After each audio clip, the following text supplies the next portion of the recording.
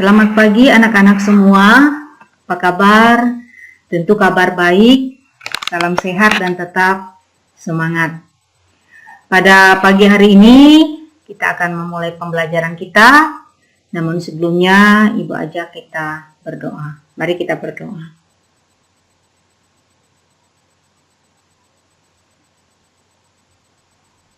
Berdoa selesai. Anak-anak sekalian, hari ini kita melanjutkan materi kita yang kemarin. Kalau pertemuan sebelumnya kita belajar tentang translasi atau pergeseran, hari ini kita belajar tentang perputaran atau rotasi. Nah, tujuan pembelajaran kita pada hari ini apa? Kita setelah belajar ini diharapkan kita dapat memahami konsep perputaran atau rotasi pada bidang koordinat. Nah, sekarang kita lihat dulu contoh. Ibu ajak kita melihat contoh suatu rotasi dalam kehidupan sehari-hari.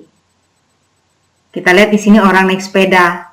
Apa yang berhubungan dengan rotasi di sini? Tentu saja adalah roda sepedanya yang berputar. Ya, perputaran rotasi. Kita bayangkan saja kalau sebuah sepeda tidak punya rotasi atau tidak punya ban, tidak bisa berputar jari-jari bannya itu, tidak akan pernah dia sampai ke tujuan, tidak akan bisa bergerak sepeda itu. Contoh lain lagi, dalam kehidupan sehari-hari, nah, rotasi bumi yang berfungsi untuk menggantikan siang dan malam. Jadi bumi berputar pada sumbunya sehingga ada siang ada malam. Kalau dia tidak berputar ya tentu saja mungkin selamanya di satu tempat siang, selamanya di satu tempat malam. Rotasi, gerakan rotasi bulan untuk mengitari bumi. Gerakan jarum jam untuk menunjukkan pergerakan waktu. Kemudian juga ada gerakan roda mobil untuk menjalankan mobil, gerakan roda sepeda untuk menjalankan sepeda seperti gambar yang ini tadi. Nah, ini contoh bumi berputar pada sumbunya rotasi sehingga ada siang, ada malam. Nah, selanjutnya apa pengertian rotasi setelah kita melihat gambar-gambar tadi? Perputaran atau rotasi adalah juga bagian dari transformasi dengan proses memutar di sembarang titik lain terhadap titik tertentu. Jadi ada titik tertentu sebagai pusat perputaran kita dan memutar ke sembarang titik. Nah, suatu rotasi ditentukan oleh 3 buah unsur. Ada titik, ada pusat, dan ada rotasi. Apakah acuannya adalah sumbu koordinat O 0,0 atau acuannya titik sembarang P dalam kurung titiknya adalah MN. Lanjut, sekarang kita lihat pengertiannya. Di sini ada gambar. Suatu rotasi atau perputaran pada bidang datar ditentukan oleh unsur-unsur berikut. Ada pusat rotasi. Pusat rotasi yang mana? Pusat rotasi adalah O ini. Titik O ini. Ya, pusat rotasi pada gambar 4.16. Besar sudut atau jaraknya. Jaraknya adalah mungkin dari P ke P1 30 derajat. Dari P ke P2 itu 50 derajat. Itu jaraknya atau besar sudut rotasinya. Kalau satu rotasi penuh atau satu lingkaran penuh itu namanya 360 derajat, ya. Kemudian arah rotasinya searah atau berlawanan tidak dengan putaran jarum jam. Jika berlawanan arah dengan arah perputaran jarum jam, maka sudut putarnya positif. Jika dia searah dengan arah perputaran jarum jam, maka sudut putarnya negatif. Ya, kita bisa lihat gambar 4.17 di sini. Nah, garis AB dirotasikan min 40 derajat dengan pusat O, menghasilkan bayangan yaitu garis A aksen, B aksen. Pada rotasi tersebut, A menghasilkan A aksen. A ini tadi ya, menghasilkan A aksen. Kemudian B menghasilkan B aksen. Sehingga AB akan menghasilkan A aksen, B aksen. Ya. Panjang AB itu sama dengan panjang A aksen, B aksen. Segitiga AOB. AOB. AOB itu akan kongruen. Kongruen itu apa? Kongruen itu adalah sebangun, sama dan sebangun. Bentuknya sama, ukurannya sama. Akan kongruen dengan segitiga A aksen, O, B aksen. Ya.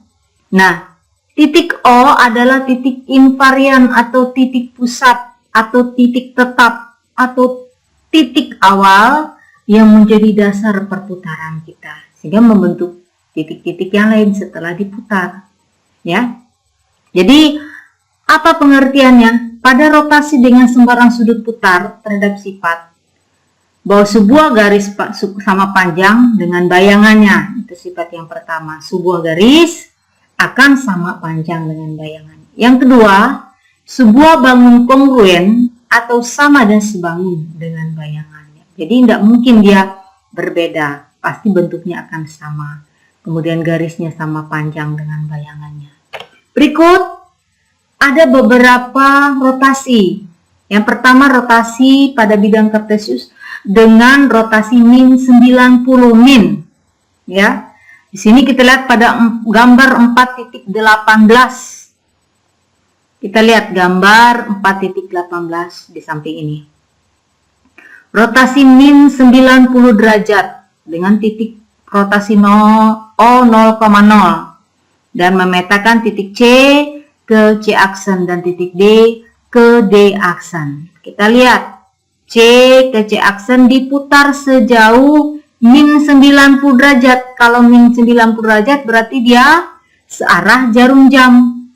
90 derajat menghasilkan C-nya 4,6. Kalau titik D diputar sejauh min 90 derajat berarti dia searah jarum jam. Berarti dia min ya, min 90 kalau dia searah jarum jam berlawanan. Artinya hasilnya D aksennya adalah min 5,4 dari min 4,5. Ini tadi ya. Atau kita menggunakan rumus, tanpa kita menggambar kita menggunakan rumus. Untuk setiap rotasi min 90 derajat dengan pusat rotasi O0,0 maka tadi titik A, B menjadi B, min A. Kalau tadi titik X-nya adalah A, maka X-nya menjadi B di P aksennya. Kalau titik B di sini titik Y-nya adalah B menjadi min A. Ya. Paham? Jadi rotasi dengan pusat O0,0 dan sudut pusat P aksen dapat ditulis 0, P aksen. Dipahami anak-anak? Itu bagaimana cara kita menggambar atau memutar suatu titik sejauh min 90 derajat. Berarti dia searah jarum jam. Searah jarum jam tetapi dia pasti semin 90 derajat. Kalau dia berlawanan dengan arah jarum jam berarti dia positif. Ya. Berarti dia positif. Paham ya? Baik, kita lanjutkan lagi. Kalau dia rotasi 180 derajat. Nah, karena dia berlawanan dengan arah jarum jam karena dia positif 180 derajat. Maka titik M 5,3 itu diputar sejauh 180 derajat dari sini tadi ya. Kita putar sejauh 180 derajat. Kalau kita pakai busur bisa akan menghasilkan M aksennya 5,3. Demikian juga titik N 4,5 diputar sejauh 180 derajat berarti dia berlawanan dengan arah jarum jam. Maka menghasilkan N aksennya 4, 4,5 pada koordinat kartesius. Nah, sehingga didapat dari gambar tadi ada sebuah rumus untuk mencari hasil perputaran sejauh 180 derajat, yaitu untuk setiap rotasi 180 derajat dengan pusat rotasi O0,0, maka P A, B akan menghasilkan P aksennya adalah min A, min B. Artinya titik X, Y ini tadi tinggal kita tambahkan min menjadi min X, min Y. Kita lihat ke gambar kita tadi. Titik M 5,3. Titik M 5,3. Menjadi kita putar 180 derajat berlawanan dengan arah jarum jam, menghasilkan M aksennya min 5,3. Itu kalau kita menggunakan koordinat kartesius, betul-betul kita putar sejauh 180 derajat. Bagaimana kalau kita menggunakan rumus? M tadi 5,3. Ya, ketika diputar atau dirotasikan sejauh 180 derajat, maka akan menghasilkan 5-nya ini menjadi min 5. Seperti rumus ini. 3-nya menjadi min 3, berarti min 5,3. Benar ya, seperti di koordinat kartesiusnya benar. Demikian juga untuk titik N, 4,5. Kalau di dalam koordinat kartesius kita putar sejauh 180 derajat, berarti dia berlawanan dengan arah jarum jam. Akan ketemu di titik min 4,5. Bagaimana kalau kita gunakan rumus? Sama. 4,5 berarti X-nya 4 tadi kita ubah menjadi min 4. Kemudian min 5. Min 5 dikalikan lagi dengan min, ada di depannya min kali min plus. Berarti min 4,5. Sama. Kita gunakan rumus atau kita menggambar titik itu dan memutarnya pada koordinat kartesius sejauh 180 derajat. Ya. Jadi untuk rotasi dengan sudut min 180 derajat juga akan diperoleh hasil yang sama dengan rotasi 180 derajat. Itu bedanya ya. Kalau dia min 90 derajat dengan 90 derajat beda. Kalau 180 derajat sama saja dengan min 180 karena dia juga ketemunya di titik itu juga, ya. Kita lanjutkan lagi. Nah, ada contoh soal seperti ini.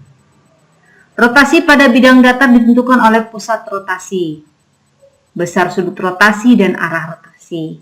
Ini kita diberikan sebuah rumus, tanpa kita menggambar pun kita bisa, tapi lebih mudah lagi kalau kita menggambar di koordinat, memahami lebih mudah. Sekarang kalau rotasi min 90 derajat dengan pusat O 0,0, pasti menjadi BA, B menjadi B, min A. Kalau dia rotasi 90 derajat, A, B menjadi min B, A. Ini rumusnya. Kalau tadi seperti contoh, rotasi 180 derajat, akan A, B akan menjadi min A, min B. Rotasi min 180 derajat juga sama. A, B akan menjadi min A, B. Nah, sekarang ada video pembelajaran. Silakan kalian menyimak video yang Ibu berikan ini untuk lebih memahami materi yang Ibu berikan ya. Nah, selanjutnya ada tugas rumah. Ada 2 buah tugas rumah. Kalian Ibu minta untuk mengerjakan tugas-tugas ini dengan sungguh-sungguh. Ada 2 soal. Soal yang pertama, tentukan bayangan titik-titik berikut pada rotasi dengan pusat 0. Dengan pusat O. Ada titik P 13,28. Ya. Ada titik P 13,28. Kalau dirotasikan dengan sudut rotasi 90 derajat berapa hasilnya? Kalau dirotasikan sejauh 180 derajat berapa? Sejauh 90 derajat berapa, isi semua di tabelnya. Demikian juga untuk titik Q, titik R, dan titik S-nya diisi semua. Supaya nanti tabelnya terisi sesuai dengan permintaan dari soal. Kemudian soal yang nomor 2. Soal yang nomor 2, diketahui persegi panjang A, B, C, D. Ya. Dengan A diketahui titiknya, B-nya juga diketahui, titik C dan titik D-nya. Soal yang pertama, pertanyaan pertama, kamu menggambarkan titik-titik itu pada kertas berpetak. Ya. Pada kertas berpetak kamu gambarkan titik-titik itu. Tempatkan di koordinat kartesius. Titik A, titik B, titik C, titik D. Sehingga berbentuk sebuah persegi panjang nanti. Nah, setelah itu kamu rotasikan sejauh 90 derajat dengan pusat di A. Ingat, pusatnya di titik A. Kamu putar sejauh 90 derajat dengan pusat di A. Itu kamu gambar di kertas berpetak ya. Digambarkan yang rapi, pakai pensil, pakai penggaris. Kalau pakai pulpen nanti kalau salah sulit dihapus, pakai pensil supaya mudah dihapus kalau salah. Kemudian tentukan koordinat titik bayangannya. A aksen, B aksen, C aksen, D aksennya. Sehingga didapatkan persegi panjang yang lain setelah dilakukan perputaran atau rotasi sejauh 90 derajat. Ya, paham ya anak-anak ya? Nah, ini tugas kalian di rumah, tolong dikerjakan. Jangan ada yang tidak dikerjakan. Ibu sangat-sangat berharap tugas kalian dikerjakan untuk mengisi nilai di rapot kalian. Nah, mungkin itu pembelajaran kita hari ini. Kalau kurang mengerti, tadi sudah ada video pembelajaran Ibu berikan, ya. Kemudian juga video yang Ibu sampaikan ini di Google Classroom-nya bisa diulang lagi, disimak lagi. Sumber-sumber belajar yang lain juga bisa kamu gunakan. Ibu kira cukup sekian untuk pembelajaran kita hari ini. Kita bertemu minggu depan kembali. Tugasnya Ibu tunggu paling lambat minggu depan dikumpulkan di sekolah. Baik, untuk mengakhiri pembelajaran kita, mari Ibu ajak kita kembali berdoa menutup pembelajaran kita. Kita berdoa.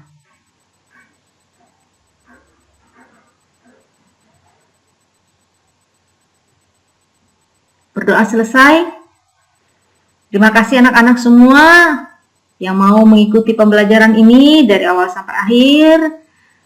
Terus belajar, semangat. Ikuti protokol kesehatan, jaga jarak kalau berada di luar, hindari kerumunan, pakai masker, cuci tangan. Dan selalu kita berdoa semoga saja pandemi ini cepat berlalu. Selamat pagi anak-anak semua, salam sehat dan tetap semangat. Tuhan memberkati kita semua.